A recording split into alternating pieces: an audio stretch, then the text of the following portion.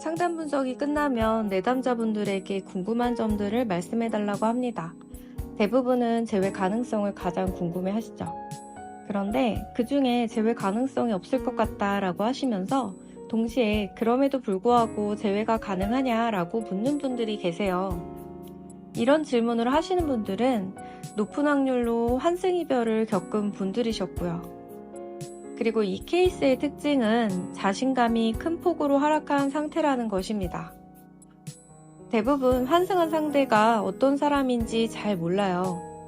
그런데 그에게 갔으니 나보다 더 나은 사람이라는 이상한 관념이 생겨 있으시더라고요. 하지만 이런 관념들이 정말 사실일까요? 환승이별 이후 당장 상대방과 재회하고 싶은 충동에 사로잡히게 됩니다. 그게 복수심이든 그리움이든 억울함이든 말이죠. 그도 그럴 것이 비교당하기를 죽도록 싫어하는 인간의 심리를 자극받았기 때문입니다. 새로운 사람과 나의 절대적인 가치는 비교할 수 없는 영역이죠. 그럼에도 불구하고 내가 새로운 사람보다 더 부족한 사람인 것처럼 느껴진다고 하더라고요. 그래서 재회를 통해서 손상된 나의 가치를 즉각 회복하고 싶은 욕구가 올라오는 것입니다. 하지만 우리가 반드시 고려해야 할 부분이 있어요. 새로운 사람이 얼마나 잘났는지 나와 비교해서 부족한 점은 없는지보다 더 중요한 부분이에요. 그건 바로 다시 애인과 재회를 하게 되는 상황입니다. 환승을 했던 애인에 대한 기억을 감당할 수 있을까요? 환승이별한 새로운 사람과 바로 결혼하는 케이스는 극히 드물 거예요. 그 말은 아무리 새로운 사람이라 하더라도 충분히 안 맞는 부분이 생기기 때문입니다. 또한 그 사람에게 실망스러운 점들도 발견하게 될 것이고 마음이 식는 상황 또한 연출될 수 있다는 뜻이에요. 그래서 환승이별도 충분히 재회 가능성이 있답니다. 그러려면 먼저 새로운 사람과의 비교를 멈추고 내 가치를 더 이상 손상시키지 않아야 해요. 새로운 상대는 완벽한 사람이 아닙니다, 여러분. 하지만 문제는 여기서 발생이 돼요. 많은 사람들이 당장 눈앞의 재회만 생각해요.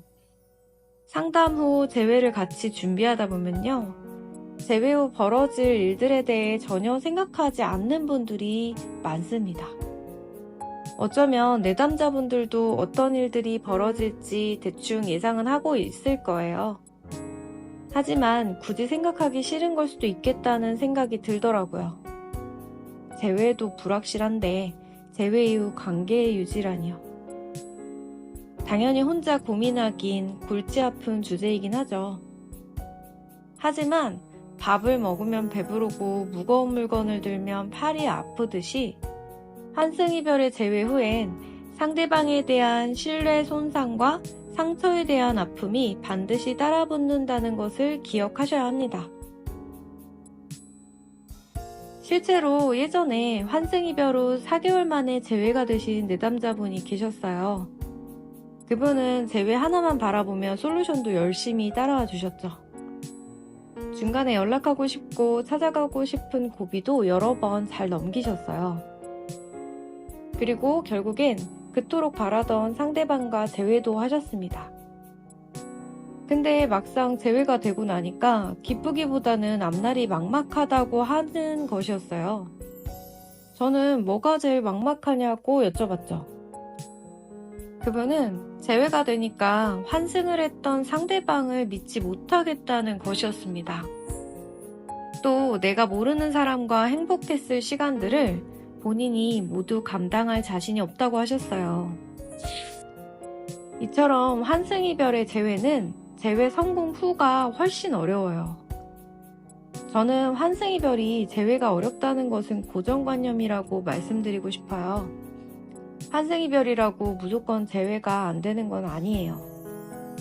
하지만 진정한 재회란 재회 이후 관계까지를 포함합니다.